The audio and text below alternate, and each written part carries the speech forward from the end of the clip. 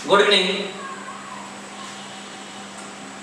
आज बात किया जाएगा एडमिशन के ऊपर। जो विद्यार्थी चाहे सीबीएसई से हैं, चाहे एसएससी से, चाहे यूपी से, आप किसी भी बोर्ड से हैं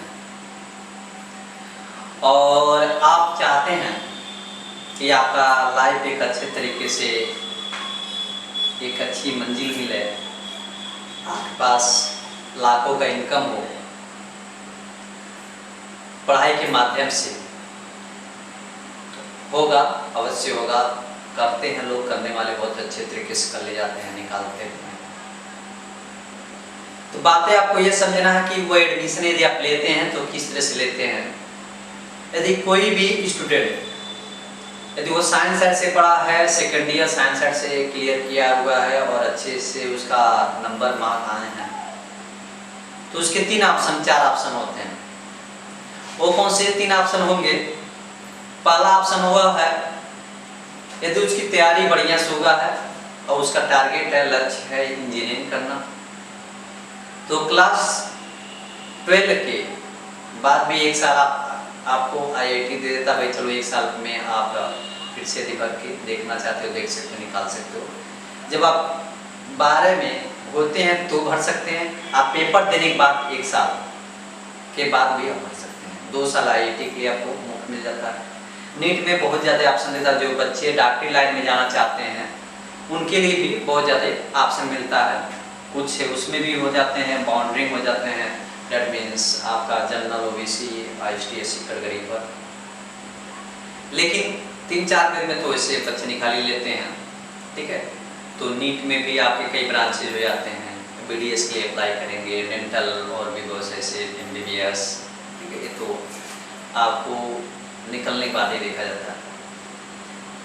फिर आपका ऑप्शन आता है यदि मैथ्स से हैं तो आप जो है पहला ऑप्शन इंजीनियरिंग चूज कर लिए तो ठीक है। अथवा आप ग्रेजुएशन लाइन में यदि एडमिशन लेना चाहते हैं, पीजी जो पोस्ट ग्रेजुएट होता है, अंडर ग्रेजुएट होते हैं लोग, पहले तो अंडर ग्रेजुएट, यूजी मतलब अंडर ग्रेजुएट। यूजी में एडमिशन लेने के लिए हमने ये देखा है बहुत से इधर के फील्ड के बच्चे, जैसे आपके महाराजगंज, गोरखपुर, देवरिया और भी जो जिले हैं, तो हमने अधिकतर ये देखा कि जो लड़के साइंस साइड से पढ़ रहे हैं वो जो है बीए में जाकर एडमिशन ले लेते हैं। वो भी बीए में एडमिशन लेते हैं तो कुछ ऐसी यूनिवर्सिटियाँ या कॉलेज होती हैं जो है, यूनिवर्सिटी तो प्रोवाइड कराती है, लेकिन कॉलेज कुछ ऐसे होते हैं जो उसमें बीए में मैथ प्रोवाइड नहीं कराते हैं। तो मैथ जब नहीं दिलाते हैं सब, तो जो वो आप सिविक्स पढ़ते हैं, हिंदी पढ़ते हैं, इंग्लिश पढ़ते हैं, सोशोलॉजी पढ़ते हैं, एसएसटी, जो इस नौ चीज़ पढ़ते हैं। मेरा मानना है कि यदि आप जो अंडर ग्रेजुएट में यानी यूजी में एडमिशन लेना चाहते हैं, सबसे इम्पोर्टेंट चीज़ ये है यदि आपने पढ़ा है 80-85% तक पढ़ा है आपने, तो आप बीएससी में एडमिशन लो। बीएससी जिसमें आपको फिजिक्स, केमिस्ट्री, मैथ, ये 3 चीज रहेंगे, सिलेबस रहेंगे, यानी 3 सब्जेक्ट रहेंगे आपके, फिजिक्स, केमिस्ट्री, मैथ। इसमें भी बहुत से ऐसे ऑप्शन होते हैं जो बच्चे लोग चाहते हैं। यदि कुछ ऐसे भी यूनिवर्सिटियाँ हैं जो एंट्रेंस के बेस पे जो है एडमिशन लेते हैं, कुछ जो है मेरिट के बेस पे एडमिशन लेते हैं। जैसे अभी मैं गोरखपुर की बात करूं तो आपका डीडीयू हो गया, सेंट्रल ड्यूज हो गया, एमजी हो गया, यानी महात्मा गांधी हो गया, महाराणा प्रताप हो गया, तो बहुत से ऐसे जो कॉलेजेज हैं, ठीक है, मनोहर का हो गया, तो ये सब बहुत से ऐसे कॉलेज हैं।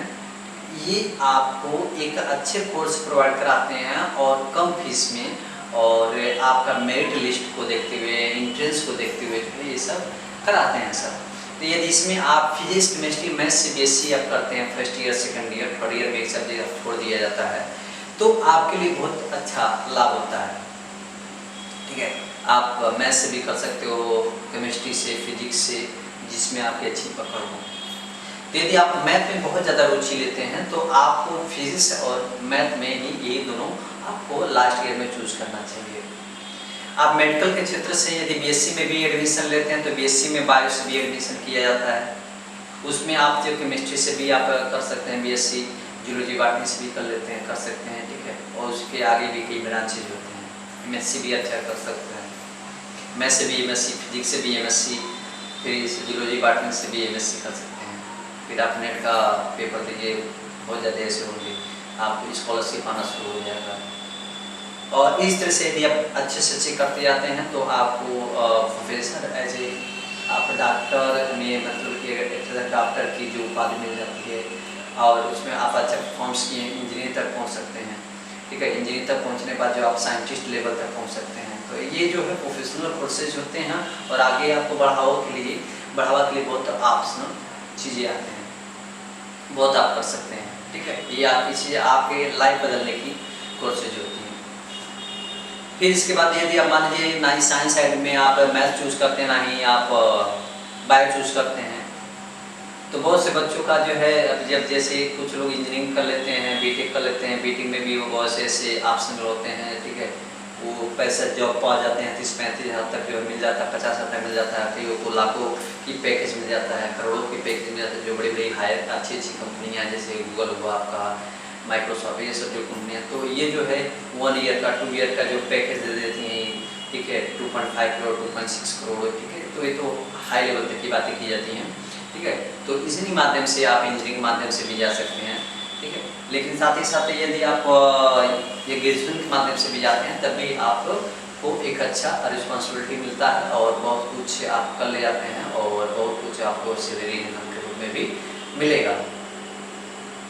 तो इसके अलावा जो हमने कहा ना, चाहे बीटेक हुआ चाहे और भी कोई प्रोफेशन है, तो वो लोग कई लोग छोड़ के आ जाते हैं। ये जब से समाज में थोड़ा घूमते हैं तो देखते हैं नहीं यार हम क्या कर रहे हैं, कहाँ पे खोए हुए हैं। ठीक है, तो जो है अपना उस स्टाफ मतलब जिस पद पे हैं उस पद को, जिस रास्ते पे हैं उसको छोड़कर जो है वो सिविल सेवा में आ जाते हैं। सिविल सेवा में जो अनेकों प्रकार की सर्विसेज होती हैं, जैसे BM से लगाए DM तक फॉरेस्ट का। ठीक है, और भी बहुत से इसमें पद होते हैं। ठीक है, विदेशों के लिए भी होते हैं, तो उसमें कई लोग तैयारियाँ करना शुरू कर देते हैं। यदि अच्छे से अच्छे रैंक आता है तो DM की जो उपाधि मिल जाती है। ठीक है, और भी बहुत से उसमें ऑप्शनल मिल जाता है। उसमें भी आपको जो है 3 सब्जेक्ट आप जैसे करते हैं जो ग्रेजुएशन के बेस पे जो है अंडर ग्रेजुएशन की जो बेस होता है उसमें आपका एक ऑप्शनल कोर्स होता है, वो ऑप्शनल पेपर होता है। उस ऑप्शनल के अकॉर्डिंग जो है आपको पेपर देना रहता है। यदि आप साइंस आर्ट्स हो तो फिजिक्स यदि चूज की हो तो फिजिक्स के बेस पे करो, केमिस्ट्री है तो केमिस्ट्री पे, जियोलॉजी बांटे जियोलॉजी बांटे, मैथ है तो मैथ से। ठीक है, साथ ही इसमें जियोग्राफी भी आता है, SST वो जियोग्राफी हो गया, सिविक्स हो गया और फिर और भी बहुत से इंग्लिश हो गए, हिंदी हो गए, इन सब से भी दिया जाता है, पेपर में लोग देते हैं।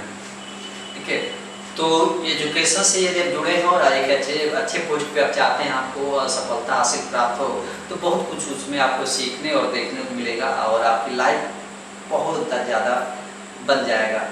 यही है, इस समय में आपको समय देना पड़ता है। ठीक है, एक बार के चांस में भी नहीं होते हैं। सिविल सेवा के लिए जो है 1-2 बार जो आप जो है उसमें समय दीजिए, आपकी सफलता तय है।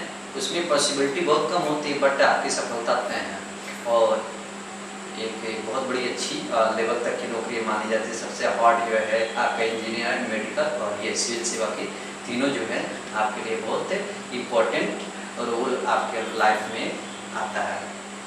ठीक है, आप जिस क्षेत्र में जाना चाहोगे आप कर ले जाओगे। तो आप जो चूज कर रहे हैं, जिस तरह चुनाव करते हैं वो आपके लिए बढ़िया पड़ता है। ठीक है, तो अधिकतर लोगों का जो है वो रुझान मैं ये देखता हूँ कि उनका रुझान आप ग्रेजुएशन पे होता है, अंडर ग्रेजुएशन पे। तो यूजी में वो देखने को मिलता है कि वो यूजी से यदि पढ़ते हैं तो जबकि उनकी पढ़ने की क्षमता है, यदि नहीं भी कुछ ऐसे प्राइवेट कॉलेज होते हैं जहाँ पे एडमिशन लोग ले लेते हैं।